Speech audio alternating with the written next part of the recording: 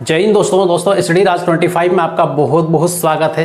दोस्तों आज की इस क्लास में यहाँ पर पढ़ने वाले हम मोस्ट इंपोर्टेंट करंट अफेयर्स के कुछ क्वेश्चंस वगैरह करेंगे और यहाँ पर जितने भी क्वेश्चंस वगैरह आपको मिलेंगे ये मोस्ट इंपोर्टेंट क्वेश्चंस रहेंगे, क्योंकि करंट अफेयर्स तो बहुत सारा होता है, ठीक, बहुत सारे क्वेश्चन बनते हैं, लेकिन उसमें से भी जो अपने को लगता है कि हाँ ये काफी इंपॉर्टेंट है वही प्रश्नों को मैं लेके आता हूँ आपके सामने और आपको ये देता हूँ। ठीक है, तो ध्यान रखें अच्छी तरीके से, इस वीडियो को शुरुआत से लेकर एंड तक देखना है। छोटा सा वीडियो है, कोई बहुत बड़ा वीडियो यहाँ पर नहीं होगा। ठीक है, बाकी यहाँ पर हमें अच्छी तरीके से यदि तैयारी करना है तो इस सीरीज को आपको कंटिन्यू देखते रहना है। डेली आपको करंट अफेयर्स के क्वेश्चंस वगैरह मिलते रहेंगे। ठीक, चलिए स्टार्ट करें यहाँ पर करंट अफेयर्स। ठीक है, करंट अफेयर्स कितना इंपॉर्टेंट होता है किसी भी एग्जाम्स के लिए आपको पता है, यदि आपने पहले एग्जाम दी है तो। ठीक है, अगर नहीं दी है तो स्टूडेंट समझ चले अच्छी तरीके से, क्योंकि करंट अफेयर्स के पर आपकी जितनी ज्यादा पकड़ होगी उतना आपको फायदा होगा और उतना ही आपका किसी भी एग्जाम को क्वालिफाई करने का संभावना ज्यादा रहेगी। राइट, चलिए तो देखिए यहाँ पर मेरे पास यहाँ पर पीडीएफ मैंने बना रखी है और आपके लिए आपको यहाँ पर मैं स्क्रीन पर शो कर दूंगा। ठीक है, तो यहाँ पर आपको देखते जाना है, समझते जाना है। ठीक है, प्रश्न आपके सामने है, यहाँ पर देखें इसको ध्यान से। और प्रश्न है रक्षा अनुसंधान एवं विकास संगठन, रक्षा अनुसंधान एवं विकास संगठन यानी डीआरडीओ की बात हो रही है। ठीक है, डीआरडीओ ने कहां पर स्वदेशी तकनीक से निर्मित क्रूज मिसाइल की उड़ान का सफल परीक्षण किया है। ठीक है, तो डीआरडीओ ने कहां पर क्रूज मिसाइल की उड़ान का सफल परीक्षण किया है, कहां पर किया है? तो अपने इंडिया में कहां कहां पर किसी भी रॉकेट को, किसी भी ग्रह, किसी भी उपग्रह को छोड़ा जाता है। ठीक है, किसी भी मिसाइल को छोड़ा जाता है। ठीक है, परीक्षण कहां पर होता है? तो यहां पर आप देखेंगे तो श्रीहरिकोटा है। ठीक है, यह है। और दूसरा कहां पर है? तो दूसरा यहां पे उड़ीसा के तट पर। तो यहां पर ये जो क्रूज मिसाइल का परीक्षण किया है, सफल परीक्षण किया है, ये कहां पर है? तो ये उड़ीसा के तट पर किया गया है। राइट, अच्छी तरीके से पता है। डीआरडीओ के बारे में थोड़ा अच्छी तरीके से जान लेना आपको। ठीक है, जो भी क्वेश्चन आपको यहां पर बनता है इंपोर्टेंट क्वेश्चन, उसके बारे में थोड़ा सा डिटेल में खंगोल ले। राइट, अब यहां पर आगे बढ़ते हैं और अगला प्रश्न यहां पर आपके सामने आता है, वो ये है कि प्रश्न को ध्यान से देख लेना है। इसमें ये बोला है कि भारतीय नौसेना, मतलब यहां पर भी डीआरडीओ की ही बात हो रही है। ठीक है, डीआरडीओ ने ही यहां पर कुछ काम किया है। तो भारतीय नौसेना के लिए डीआरडीओ द्वारा स्थापित सोनार प्रणालियों के लिए एक प्रमुख परीक्षण एवं मूल्यांकन केंद्र स्पेस का कहां में उद्घाटन किया गया। ये कहां पर उद्घाटन किया गया ऐसा लिखना था, लेकिन कहां में उद्घाटन किया गया ये लिख दिया यहां पे। ठीक है, खैर कोई बात नहीं यहां पे। तो यहां पर इसका आंसर क्या होगा, ये आंसर आपको देखना। यदि आपको पता है तो आंसर कमेंट जरूर करें। ठीक है, उसके बाद फिर मैं यहां पर आपको डायरेक्ट आंसर दे रहा हूं, वो आंसर आप लिख के रख लें। क्लियर है? जो पता है उसको कमेंट करें। जितने मतलब इस क्वेश्चन के बारे में यदि डिटेल में आपको पता है तो डिटेल में आपको कमेंट करना है। क्लियर है? चलिए, तो इसका जो आंसर है वो क्या है? तो इसका आंसर है केरल। ठीक, केरल है। तो केरल में ये स्थापित किया गया, केरल में इसका उद्घाटन किया गया। किसका? प्रमुख परीक्षण एवं मूल्यांकन केंद्र स्पेस का। राइट, अब यहां पर देखें अगला वाला प्रश्न। अगला प्रश्न आपके सामने यहां पर आता है और ये देखें, आरबीआई के किस पूर्व गवर्नर ने just a mercenary notes from my life and career नाम से अपना संस्मरण लॉन्च किया? मतलब ये सिंपल है कि कल वाली क्लास में मैंने बताया था, एक बुक, सबसे पहले बुक के बारे में ही बताया था। ठीक है, जस्ट अ मर्सिनरी, और यहां पर किसी व्यक्ति के नाम से, उनकी लाइफ से, उनके करियर से जुड़ी हुई सारी बातें उसमें लिखी हुई है। तो वो जस्ट अ मर्सिनरी से जो स्टार्ट हुआ था नाम, उस किताब का नाम क्या है पूरा, ये कल आपने पूरा देखा था। ठीक है, अभी मैंने बोल दिया, लेकिन इसके लेखक कौन हैं? ठीक है, और वो कौन थे, इसके बारे में डिटेल में कहानी हमने देखी थी। ठीक है, तो यहां पर किताब का नाम फिर से बोल दे रहा हूं, देखो यहां पर इसको, तो just a mercenary notes from my life and career किसने लिखी थी? डी सुब्बा राव ने। कल देखा हमने। ठीक है, डी सुब्बा राव देख सकते हैं यहां पर।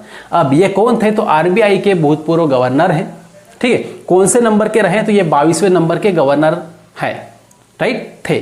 तो इस तरीके से यहां पे इनके बारे में डिटेल में आपको जानना है, समझना है। इसका आंसर क्या है? इसका डी सुब्बा राव। राइट, अब इसके बाद फिर यहां पर देखें, अगला प्रश्न आपके सामने यहां पर आता है कि किस ऑस्ट्रेलियाई कप्तान को डिवीजन के शीर्ष क्रिकेटर के रूप में नामित किया गया है? ठीक है, तो किस ऑस्ट्रेलियाई कप्तान को विजडन, क्या लिखा है यहां पे, गलत पड़ गया था, विजडन है, तो विजडन के शीर्ष क्रिकेटर के रूप में नामित किया गया है। ठीक है, तो अब यहां पर ये प्रश्न है आपके सामने, इसका आंसर आपको देना है। तो कौन सा वो खिलाड़ी है? ठीक है, कहाँ का है तो ऑस्ट्रेलिया का है। और किससे नवाजा गया उसको, तो विजडन के शीर्ष क्रिकेटर के रूप में नामित किया है। तो कौन खिलाड़ी है, किसका नाम है, देखें यहाँ पर आंसर अपना बताएं, जो भी आंसर है, ठीक है, जो आपको याद है वो आपको कमेंट करना है, याद नहीं है तो फिर यहाँ पर आंसर देख लेना है। तो आंसर इसका है पैट कमिंस, ठीक है। तो पैट कमिंस इस खिलाड़ी का नाम है, खिलाड़ी का फोटो भी यहाँ पर देख सकते हैं। क्लियर है? चलिए अब यहाँ पर आगे बढ़ते हैं और अगला प्रश्न आपके सामने आता है। अगला मोस्ट इंपोर्टेंट प्रश्न है, ठीक है, अच्छी तरीके से यहाँ पे समझ लेना, इसको देख लेना है, ठीक है। तो अगला ये है कि हर वर्ष दुनिया भर में किस तिथि को विश्व लीवर दिवस मनाया जाता है, ठीक है।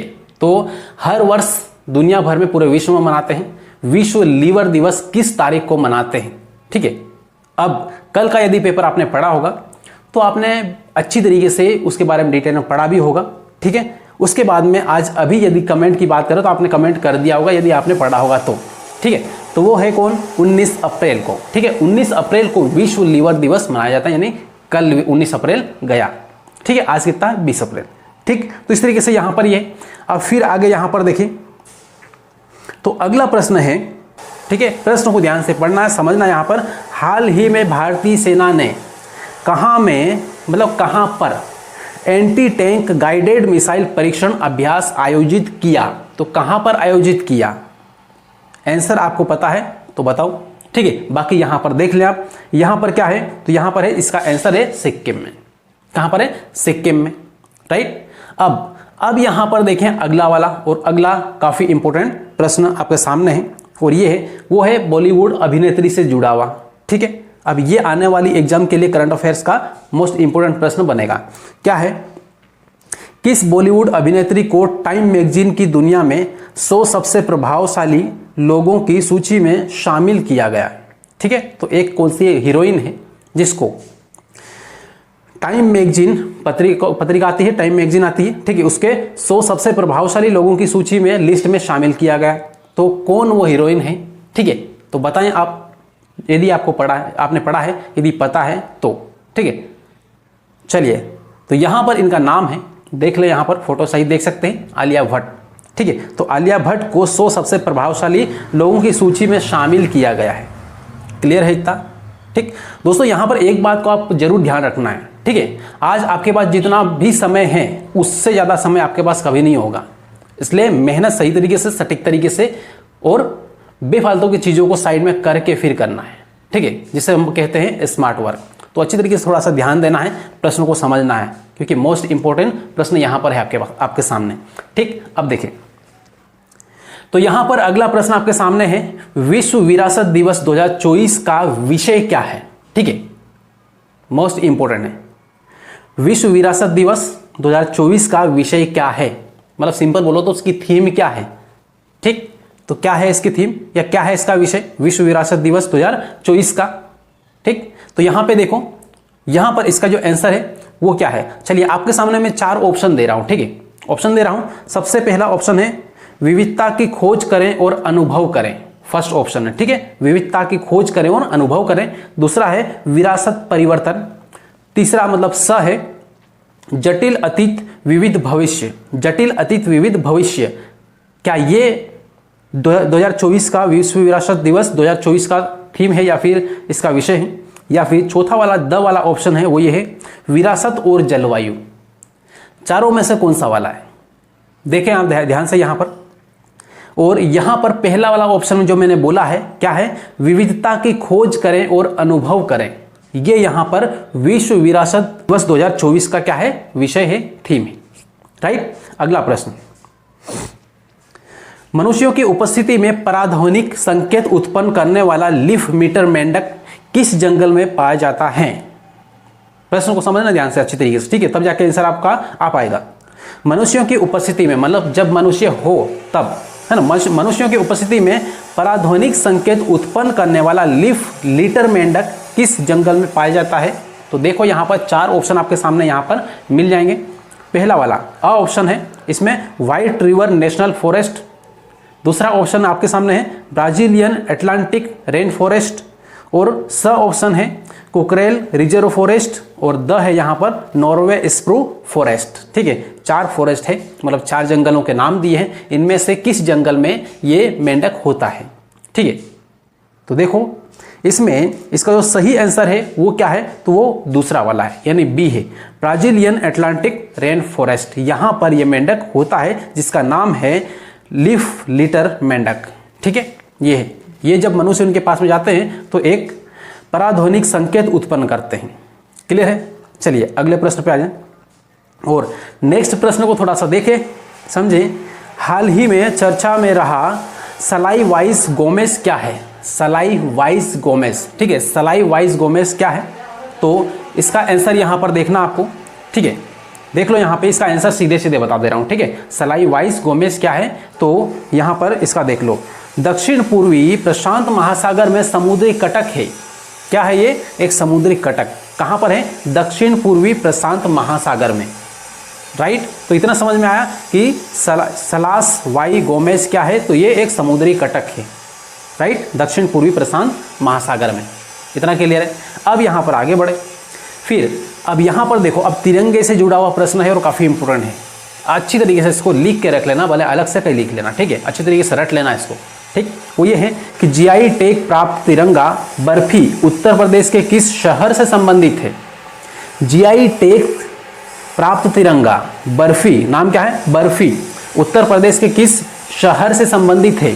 तो इसका जो आंसर है वो देख लो, 4 ऑप्शन आपको दे रहा हूं।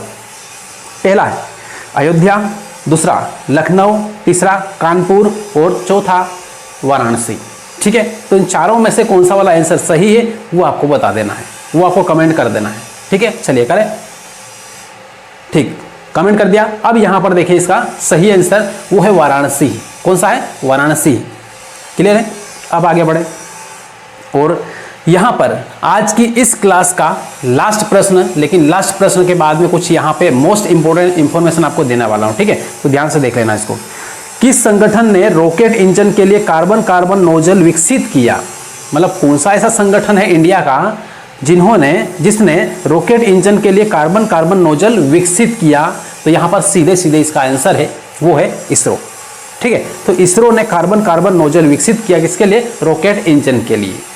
इतना यहां पर क्लियर है? चलिए अब लास्ट में यहां पर देख ले, ये जो डायग्राम आपको दिख रहा है, ठीक है, इस डायग्राम को ध्यान से देखें। यदि आपने पेपर में पढ़ा है तो आपको अच्छी तरीके से पता होगा। ठीक है, मतलब इंडिया एक अलग शक्ति के रूप में उभर रहा है। राइट, पहले इंडिया हथियार अलग अलग देशों से खरीद रहा था। ठीक है, खरीद रहा था, लेकिन अब यहां से क्या है? निर्यात करना, मतलब एक्सपोर्ट करना भी चालू कर दिया। क्लियर है? तो सबसे पहला ब्रह्मोस मिसाइल का निर्यात किया गया, सबसे पहला। ठीक है, स्वदेशी ब्रह्मोस मिसाइल का निर्यात फिलीपींस को भेजी गई पहली खेप फिलीपींस देश को भेज दी गई। किसने? इंडिया ने भेजी। ठीक, तो इस तरीके से यहां पर ये देख के हम ये बोल सकते हैं कि हाँ, इंडिया हथियारों के मामले में थोड़ा सा अब विकसित तो है, मतलब विकासशील देशों की दौड़ में तो है ही, लेकिन बहुत तेजी से आगे बढ़ रहा है। राइट, तो इस तरीके से यहाँ पे ये जो इन्फॉर्मेशन है इससे जुड़े हुए भी बहुत सारे प्रश्न बन जाएंगे। अब प्रश्न कैसे बनेंगे थोड़ा सा ये भी देख लो। तो प्रश्न ये बनेंगे कि यहाँ पर मिसाइल को लेकर कौन सी मिसाइल फिलीपींस को भेजी गई ये बोल सकते हैं, या फिर ये कौन से नंबर की थी, कौन से नंबर, ये दूसरे नंबर पर भेजी गई, तीसरे नंबर पर भेजी गई, इस तरीके से पूछ सकते हैं। और उसके बाद में पहली खेप थी कि दूसरी खेप थी ये भी पूछ सकते हैं। और फिर यहाँ पर देखें तो भारत, मोस्ट इंपोर्टेंट चीज़ें बता रहा हूँ। ठीक है, अगला वाला जो पॉइंट है वो ये है कि भारत का रक्षा निर्यात 2023-24 में 32.5% बढ़कर पहली बार 21,000 करोड़ रुपए हुआ। कब? 2023-24 में। कितना बढ़ा? 32.5% बढ़ा। और कितना हुआ? 21,000 करोड़ किलोमीटर। राइट, ये है। लेकिन अब जो आने वाला 2024-25 का जो अनुमान है, लक्ष्य है, टारगेट है, वो कितना है? ठीक है, रक्षा बजट में तो अब 2024-25 तक 35,000 करोड़ के रक्षा निर्यात का लक्ष्य है। ठीक है, मतलब 35,000 करोड़ की सामग्री रक्षा निर्यात भेजेंगे। निर्यात करना मतलब क्या है? भेजना। ठीक है, आयात मतलब क्या है? मंगाना। तो इस तरीके से 35,000 करोड़ का निर्यात करेंगे अगले साल में 24-25 में। राइट, तो इस तरीके से दोस्तों यहाँ पर ये थे most important current affairs, most important प्रश्न हमारी एग्जाम्स के लिए, इसलिए इन प्रश्नों को इग्नोर बिल्कुल भी नहीं करना है। और बेफालतू में जैसे रील वगैरह देख के, शॉर्ट्स वगैरह देख के टाइम वेस्ट करने से ज़्यादा अच्छा है कि इस टाइप की वीडियो को थोड़ा सा अच्छी तरीके से देख लें और अपनी कॉपी में लिख लें। और हो सके तो करंट अफेयर्स के लिए आप अलग एक कॉपी बना लें, ठीक है, जहाँ पर 10-12 प्रश्न डेली आप लिखते रहें। क्लियर है? चलिए दोस्तों, यदि आप चैनल पे यहाँ पर नए हैं, सब पहली बार वीडियो को देखा है, पहली बार चैनल पे आए हैं, तो सबसे पहले आप एक काम करें, चैनल को सब्सक्राइब कर लें और बेल आइकन जरूर दबा लें। उसके बाद फिर मिलेंगे अगली क्लास में। जय हिंद।